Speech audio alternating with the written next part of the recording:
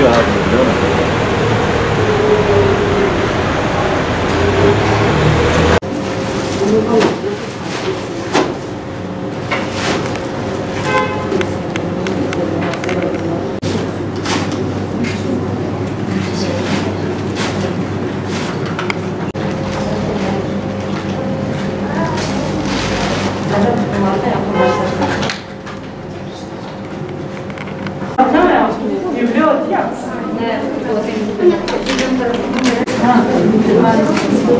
Burada da var.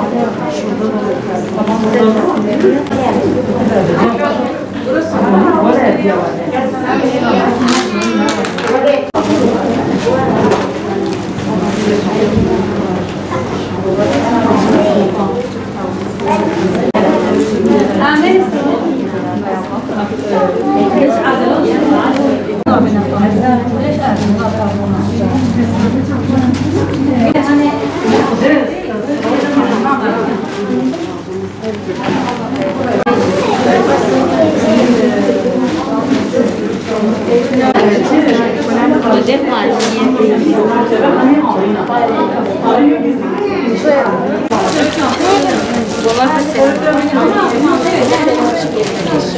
Peki abla da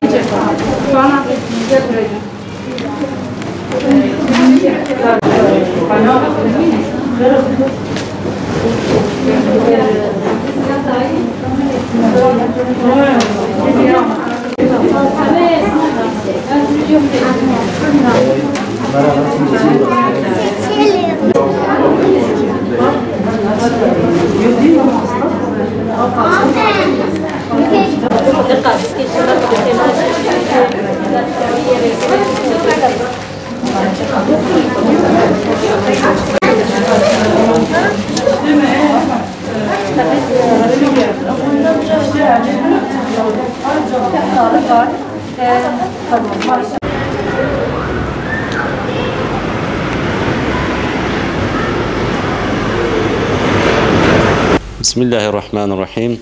2025-2026 eğitim ve öğretim yılının başlaması münasebetiyle Yetimler Vakfı olarak "Sen de bir yetimi okut" sloganıyla başladığımız kırtasiye yardımını bugün vermiş bulunuyoruz. Allah bu hayra vesile olan arkadaşlarımızdan ve hayırseverlerimizden razı olsun. Bugün tespit ettiğimiz 37 çocuğumuza kırtasiye yardımında bulunduk.